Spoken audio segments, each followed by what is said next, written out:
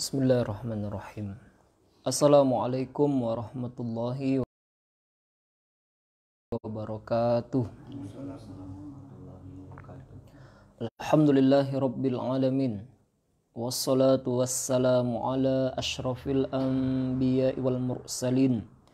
Wa ala alihi wa ashabihi wa man kana awla bihi wa sallim taslima. Allahumma inna nas'aluka ilman nafi'a wa rizqan thayyiba wa amalan mutaqabbala.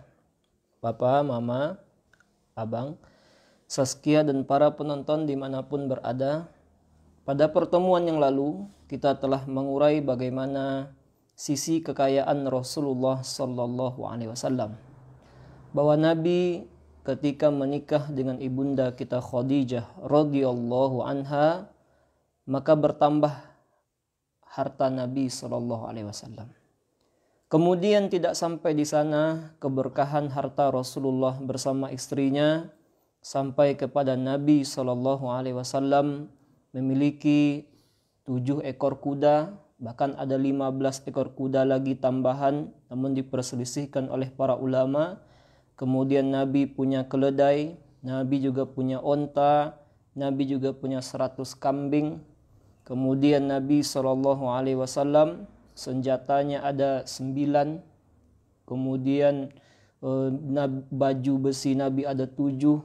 Ini adalah di antara bentuk-bentuk bagaimana kekayaan Rasulullah SAW. Dan di antara gambaran yang memberikan kepada kita uraian tentang kekayaan Nabi tampak ketika Rasulullah SAW menikahi istri-istri beliau. Mengapa demikian? Karena Nabi SAW ketika menikahi istri-istri beliau, ternyata mahar yang diberikan Nabi sangatlah banyak. Apa saja itu? Marilah kita lihat siapa istri-istri Nabi dan berapa mahar yang diberikan oleh Rasulullah kepada mereka. Yang pertama adalah istri Nabi SAW. Yang pertama adalah Khadijah. Semoga Allah meridhoinya. Itu menikah dengan Nabi SAW. Ketika itu Nabi memberikan kepada ibunda kita Khadijah sebanyak 20 ekor onta. Sebanyak 20 ekor onta inilah yang diberikan oleh Nabi SAW kepada ibunda kita Khadijah. Kemudian dari Khadijah inilah kita tahu Nabi SAW memiliki anak. Banyak anak Nabi itu dari Khadijah, kecuali nanti Ibrahim itu dari Maria Al-Qibtiyah. Nah, setelah Nabi SAW mengarungi rumah tangga dengan Khadijah bertahun-tahun lamanya, sampai kemudian Allah Subhanahu wa taala memanggil Khadijah, mewafatkan Khadijah, di mana pada tahun itu dikenal dengan Amul Husni, tahun kesedihan. Tidak saja Khadijah yang meninggal dunia, tapi juga paman beliau yang bernama Abu Thalib meninggal dunia, di mana Nabi SAW dalam sejarah beliau pada tahun itu berikutnya Allah mengisra mi'rajkan beliau dari Masjidil Haram menuju Masjidil Aqsa, dari Masjidil Aqsa menuju Sidratul Muntaha. Nah, setelah Nabi SAW ditinggal oleh Khadijah, Nabi kemudian menikah. Istri Nabi berikutnya adalah Aisyah. Semoga Allah meridhoi beliau. Itu putri dari sahabat yang mulia, yaitu Abu Bakar As-Siddiq. Di mana ketika Nabi SAW menikah dengan Aisyah, Aisyah ketika itu baru berumur 7 tahun. Jadi baru berumur 7 tahun dan Nabi SAW baru serumah dengan ibunda kita Aisyah ketika Nabi SAW hijrah ke kota Madinah, dan ibunda kita Aisyah ketika itu berumur 9 atau 10 tahun. Dan ini tidak mengherankan karena kita tidak bisa menyamakan zaman sekarang dengan zaman Nabi SAW, dan tidak pula kita menyamakan bagaimana anak-anak umur 9-10 zaman sekarang dengan anak-anak berumur 9-10 di zaman Nabi Sallallahu Alaihi Wasallam. Para penonton yang mungkin pernah mengunjungi negeri-negeri Arab, bahkan zaman sekarang pun akan mendapati bahwa mereka di umur 9 atau 10 tahun itu sudah nampak kedewasaannya, nampak besar badannya. Ini beda kalau kita ukur dengan taraf di Indonesia. Nah, kemudian adapun mahar yang diberikan oleh Nabi, di mana yang menjadi wali ketika itu langsung ayahnya Abu Bakar As-Siddiq, itu Nabi SAW memberikan mahar sebanyak 400 dirham. Jadi Nabi memberikan mahar sebanyak 400 dirham. Kemudian yang ketiga, Nabi SAW menikah dengan Saudah. Jadi nama istri Nabi yang ketiga adalah Saudah. Nah, Saudah ini dinikahi oleh Nabi SAW dan Nabi pun juga memberikan mahar kepada Saudah sebanyak 400 dirham. Dan Saudah ini juga seorang janda. Nah, kemudian Nabi SAW menikah yang keempat.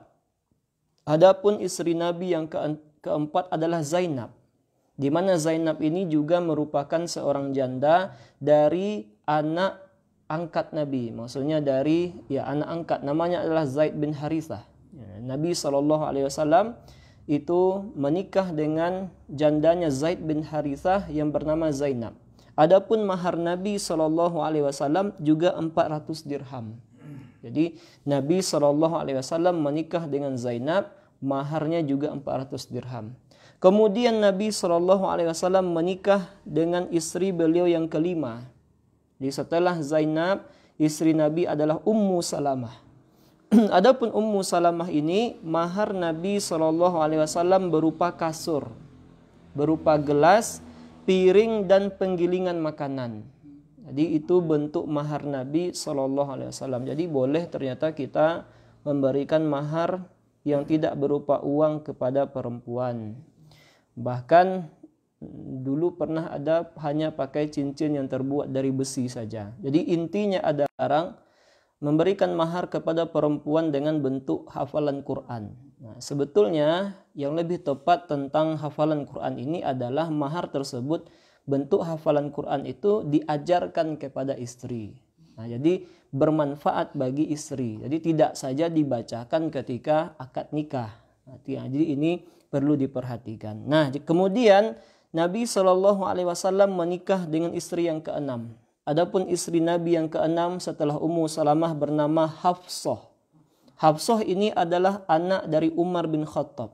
Jadi yang menikahkan dan menjadi wali ketika itu langsung ayahnya Umar bin Khattab. Jadi ini menarik. Menariknya adalah ternyata 4 khalifah setelah Nabi SAW mereka punya keterkaitan satu sama lain. Pertama Abu Bakar. Abu Bakar itu anaknya Aisyah adalah istri Nabi. Yang kedua Umar bin Khattab. Umar bin Khattab anaknya Hafsah adalah istri Nabi. Jadi Abu Bakar dan Umar adalah mertua bagi Nabi. Sahabat terbaik kedua ini mertuanya Nabi. Kemudian Utsman menikah dengan 2 orang anak Nabi. Makanya Zunnurain itu adalah gelar dari Utsman, seorang yang memiliki 2 cahaya. Berarti Utsman adalah menantu Nabi. Kemudian Ali bin Abi Thalib khalifah yang keempat adalah suami dari Fatimah, anak Nabi. Berarti 2 khalifah pertama mertua Nabi, 2 khalifah yang berikutnya adalah menantu bagi Nabi. Jadi tidak terbayang mereka nanti juga berkumpul di surga, keluarga besar pula nanti di dalam surga. Nah, ini jadi istri Nabi yang keenam adalah Hafsah. Nah, Hafsah ini pun adalah anak dari Umar dan ketika dinikahi oleh Nabi juga seorang janda. Nah, jadi adapun mahar yang diberikan oleh Nabi adalah 400 dirham juga. Nah, kemudian yang ketujuh, Nabi SAW menikah dengan Ummu Habibah. Nah, adapun Ummu Habibah ini adalah seorang janda pula dan yang ketika itu Ummu Habibah berada di Habsah. Jadi Habsah, Ethiopia. Nah, jadi yang menikahkan ketika itu adalah Raja Najasyi. Raja Najasyi. Ini yang menjadi dalil bahwa bolehnya pernikahan itu diwakilkan. Nah, bolehnya pernikahan itu diwakilkan. Misalnya seorang mau menikah tapi dia berada di luar negeri misalnya, maka pernikahan itu boleh diwakilkan dengan yang lain. Misalnya laki-laki berada di Jepang misalnya, perempuannya ada di Indonesia. Nah, laki-laki ini tidak bisa hadir ke Indonesia. Maka dalam akad pernikahan ketika itu, yang laki-laki mewakilkan, boleh jadi ke adik laki-lakinya ataupun kepada keluarganya. Ini boleh diwakilkan sebagaimana yang ada pada zaman Nabi SAW ketika Rasulullah menikah dengan Ummu Habibah. Kemudian yang kedelapan, Nabi SAW menikah dengan Juwairiyah.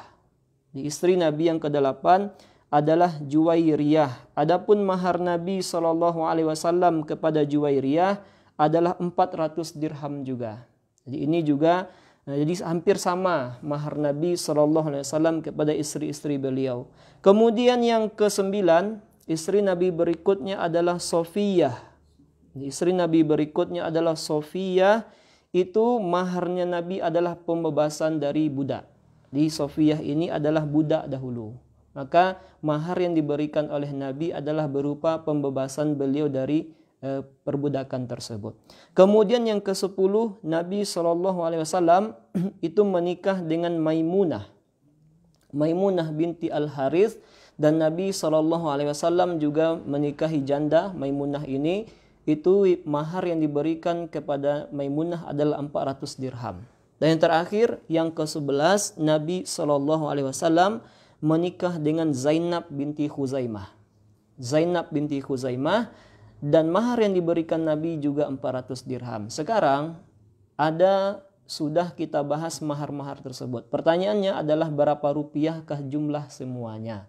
Maka kalau kita hitung 1 dirham dengan 69.000 atau 70.000, kemudian kita hitung satu persatu dari 11 istri Nabi SAW yang beliau nikahi, maka kita akan mendapatkan Khadijah ketika diberikan mahar oleh Nabi 20 ekor onta. Taruhlah 1 ekor onta sekarang 10 juta. Nah, taruh ini 10 juta, kita ambil yang minimal, maka Nabi memberikan perkiraan ini, perkiraannya adalah 200 juta.